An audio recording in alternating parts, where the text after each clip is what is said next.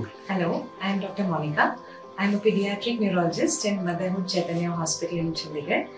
आज का जो हमारा टॉपिक है डिस्कशन का, that is common neurological problems in children. So, as we have to understand that even young children, starting from day one of life, they can experience different neurological problems. That is, दिमाग से related कई सारी तकलीफें बच्चों को day one of life से जब तक वो adulthood में नहीं जाते वो face कर सकते हैं। तो इसमें से एक कॉमन प्रॉब्लम है एपिलेप्सी, जिसे मिर्गी के नाम से भी जाना जाता है। मिर्गी क्योंकि एक स्टिग्मा के साथ अटैच्ड है, सोशल स्टिग्मा के साथ, तो फिट्स या एपिलेप्सी इस तरह से हम इसे डिस्कस करेंगे। एपिलेप्सी क्या है? दो या दो से ज्यादा अगर किसी बच्चे को फिट्स आए हैं 24 आवर्स अपार्ट, और या फिर एक फिट आई है और साथ में उसका EEG टेस्ट या MRI टेस्ट उसमें से किसी में प्रॉब्लम आई है, उसे हम एपिलेप्सी कहते हैं। बड़ों की एपिलेप्सी और बच्चों की एपिलेप्सी में काफी फर्क है। कैसे? जैसे यूजुअली एक परसेप्शन है कि अगर किसी को फिट्स आ रही है तो शायद उनके चारों हाथ पैर कड़क हो जाएंगे एक रॉड के माफिक, या फिर उसमें जर्किंग होगी, उसकी आईज अप्रोल हो जाएंगी, दांत क्लेंच हो जाएंगे, या फिर there be lot of frothing from the mouth और पेशेंट अनरिस्पॉन्सिव हो जाएगा, है ना? ये परसेप्शन है in adults. When it comes to children, a simple staring spell, जैसे जिसको डे ड्रीमिंग बोलेंगे, टीचर बोलेंगे ये बच्चा ना अटेंटिव नहीं है, he has a tendency to get lost in the class, वो सिर्फ ऐसे ब्लैंक हो जाता है, या फिर सिर्फ उसका एक ब्लैंक सा वेकेंट स्टेयर होता है, और ऐसा बार बार होता है, तो शायद ये डिसइंटरेस्टेड इन स्टडीज है। ये डिसइंटरेस्ट नहीं है, it could be just an absent scissor. या बच्चा सुबह सो के उठा, उसके हाथ में टूथब्रश था या चाय का मग था, दूध का गिलास था, and it just fell down with a jerk. So it is not because the child is careless, he might be having a seizure, या फिर एक पूरा फ्रैंक एपिसोड ऑफ सीजर भी हो सकता है। जब बच्चे छोटे होते हैं, the first year of life, सिर्फ ऐसे जर्क्स जिनको हम इन्फेंटाइल स्पैज़म या सलाम स्पेल बोलते हैं, ये भी एक एपिलेप्सी का पार्ट हो सकते हैं। So as we have discussed, बड़ों और बच्चों की एपिलेप्सी में थोड़ा डिफरेंस है। सो अगर इस तरह का कोई मैनिफेस्टेशन बच्चे में आप देख रहे हैं, तो it is very important that it should be brought to medical attention and the treatment should be accordingly started. So this was one of the problems which we discussed, epilepsy. दूसरा, आजकल autism एक बहुत ही serious और prevalent problem हो गया है, जिसका incidence day by day बढ़ रहा है सोसाइटी में। So what is autism?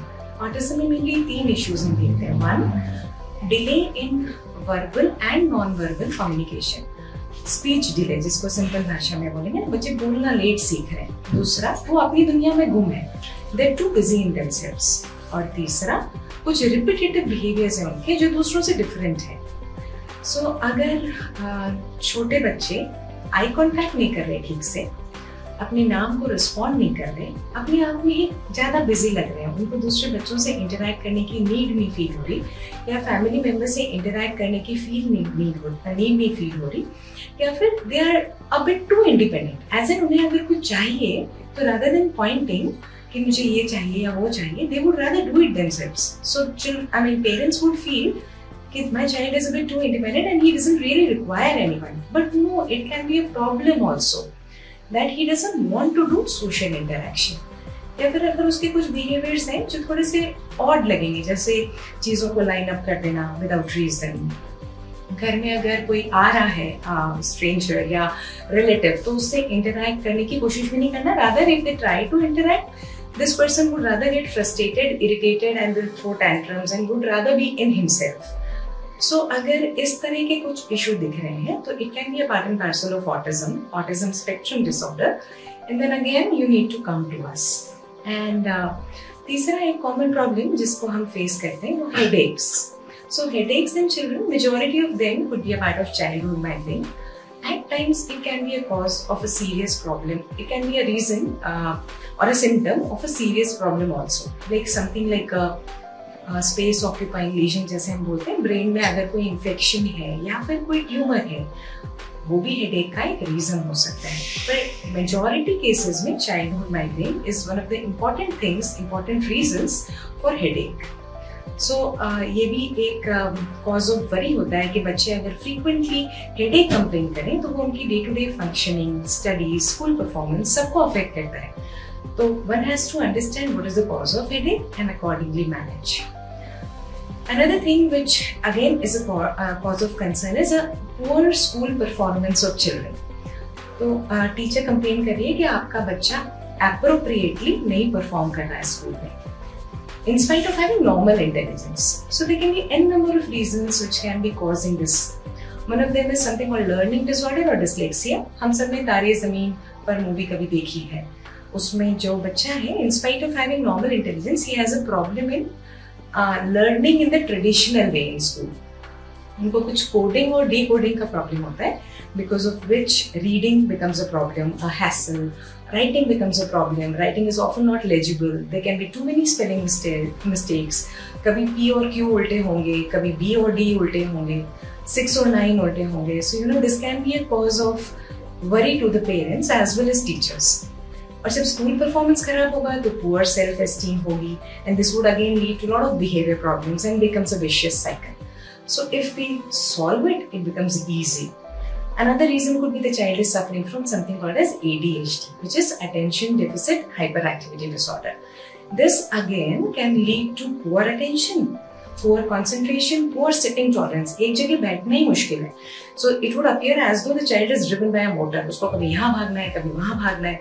And there is too much impulsivity. अपनी टर्न के लिए तो हम वेट ही नहीं कर सकते. So even before the teacher asks, you are kind of vomiting out the answer without even realizing what is the question. So again a cause of trouble. Very fidgety, very impulsive. और teacher के हिसाब से बहुत ही naughty है, सबको disturb कर रहे हैं. तो again, because if the teacher is complaining, obviously you are troubled. So if you come to us, we kind of help you to sort out the problem. First, find out the cause, and second, then work on the management. Another thing could be something called as movement disorder. कभी-कभी हम देखेंगे कि बच्चे कुछ अलग सा movement कर रहे हैं, जैसे हर थोड़ी देर में आई ब्लिंकिंग, हर थोड़ी देर में some kind of a vocal tick, या फिर शोल्डर श्रगिंग, या फिर जब जा रहे हैं तो सब चीजों को टच करते हुए जा रहे हैं. So some kind of a habit which could be a tick disorder. So different kind of movements which again can be troublesome, which can lead to poor self-esteem also.